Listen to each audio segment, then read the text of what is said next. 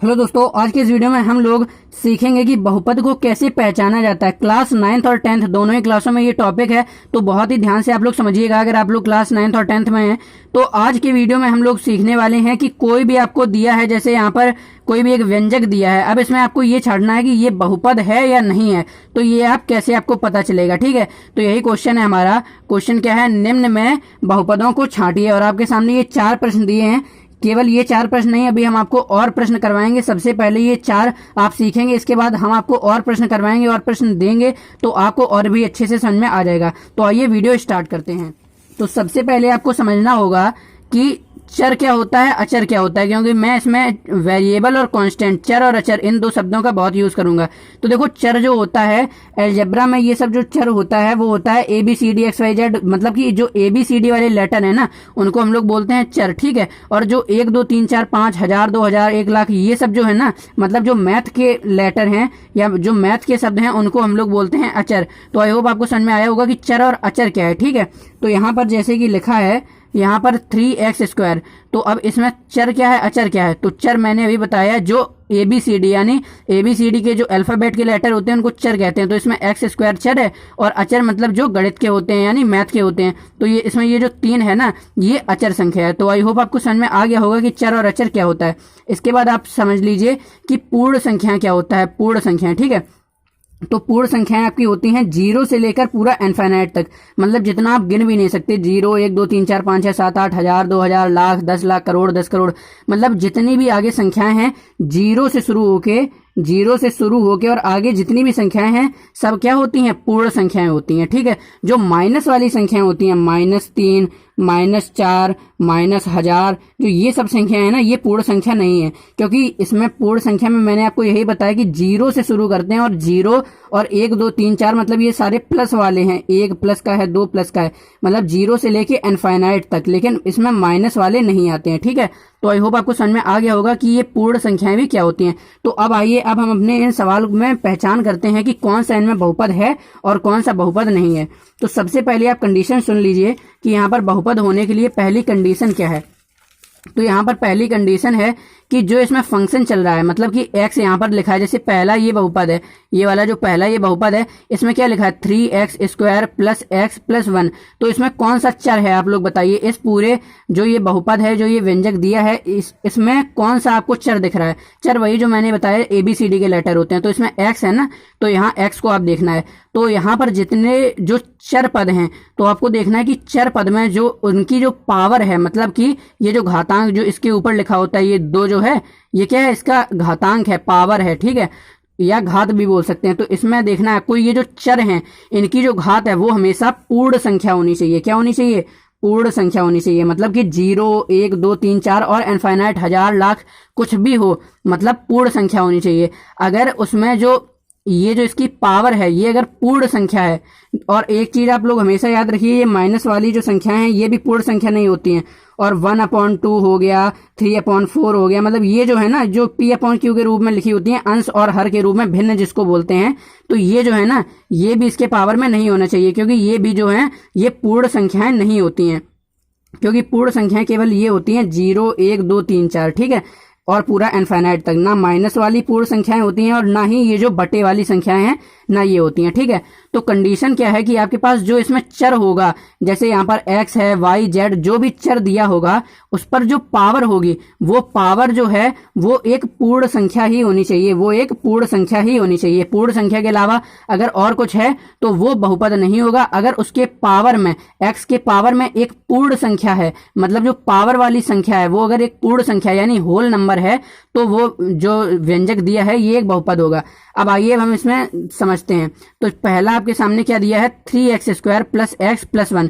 तो अब इसमें देखना है आपको कि इसकी पावर क्या है। तो यहाँ पर x की पावर 2 दी गई है, और यहाँ x की पावर कुछ नहीं तो क्या होता है, 1 होता है, ठीक है। तो अब देखना है यहाँ पर कि ये जो 2 और 1 ये दोनों हैं x की पावर। अब एक बात आप बताइए कि ये जो दोनों x की पावर हैं, ये एक पूर्ण संख्या यानी होल नंबर है या नहीं है। बिल्कुल है, क्योंकि जीरो से लेके इन्फिनाइट तक सारे होल नंबर होते हैं।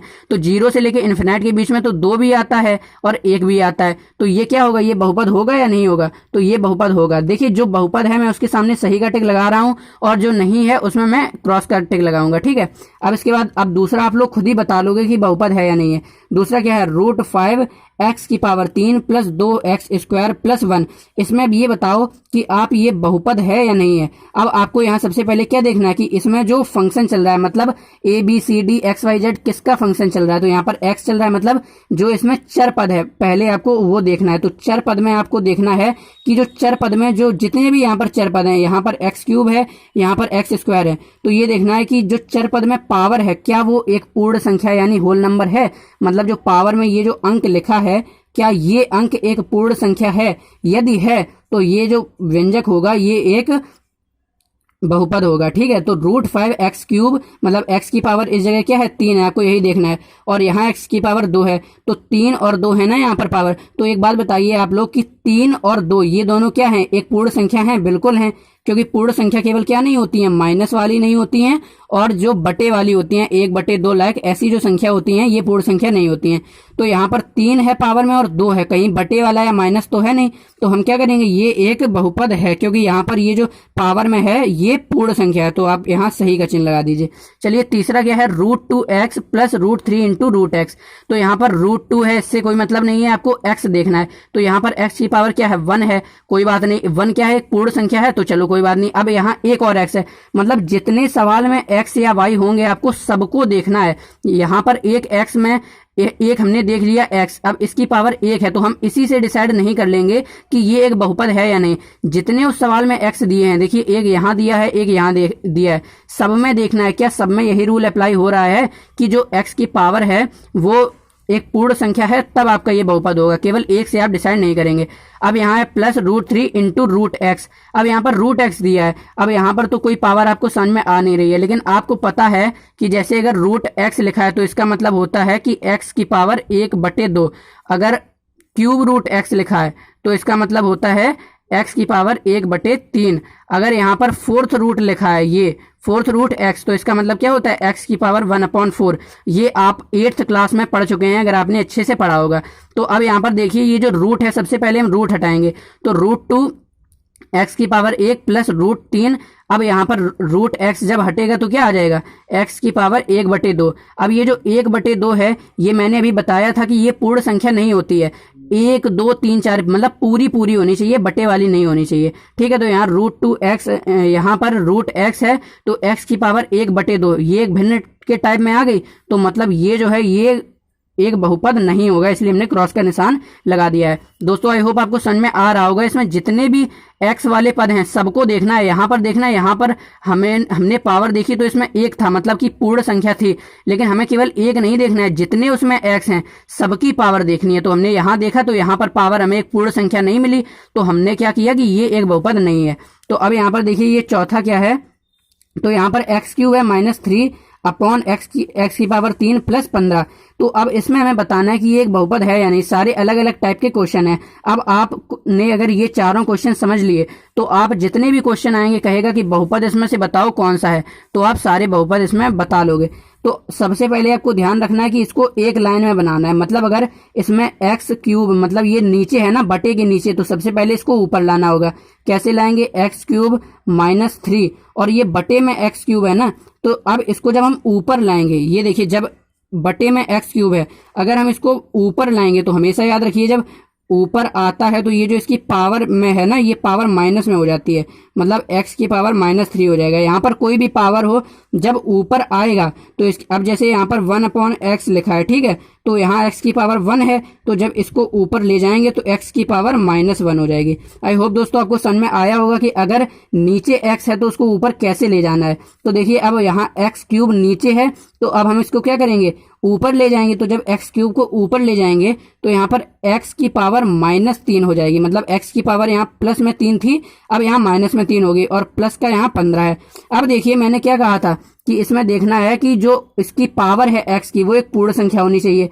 यहाँ पर x की पावर 3 है, ये तो एक पूर्ण संख्या है, लेकिन यहाँ पर x की पावर -3 है, ये एक पूर्ण संख्या नहीं है, क्योंकि अभी मैंने वीडियो के स्टार्ट में ही बताया था कि ये जो माइनस वाली है ना, पूर्ण संख्या में केवल प्लस वाले आते हैं, जीरो आता है और प्लस वाली, माइनस वाली नहीं आती हैं। ये आपको ध्यान रखना है, माइनस वाली और भिन्न वाली संख्या पूर्ण संख्या में नहीं आती हैं। तो यहाँ पर देखना है माइनस का 3 है, मतलब इसके पावर में पूर्ण संख्या नहीं है, तो ये क्या होगा, एक बहुपद नहीं होगा। तो दोस्तों आई होप आपको ये समझ में आया होगा कि आपको सवाल दिए हों तो आप बहुपद कैसे पहचानेंगे। तो अगर आपने ये चारों सवाल अच्छे से समझ लिए हैं ना, तो अब आपको आगे कभी भी प्रॉब्लम नहीं होगी बहुपद पहचानने में। तो दोस्तों आई होप आपको ये अच्छे से समझ में आया होगा। तो दोस्तों इतने अच्छे से समझाने के पीछे एक मेहनत होती है, तो उस मेहनत के लिए वीडियो को एक लाइक जरूर कीजिएगा और अपने दोस्तों में भी शेयर कीजिएगा, क्योंकि अगर आप अच्छे से सीख गए हैं तो आपके दोस्त भी इसको अच्छे से सीख जाएंगे। और अगर आप चैनल पर नए हैं तो चैनल को सब्सक्राइब कर लीजिएगा, क्योंकि हम आपके लिए ऐसा ही वीडियोस बनाते रहते हैं जो आपके काम का हो। मिलता हूं आपसे नेक्स्ट वीडियो में, धन्यवाद।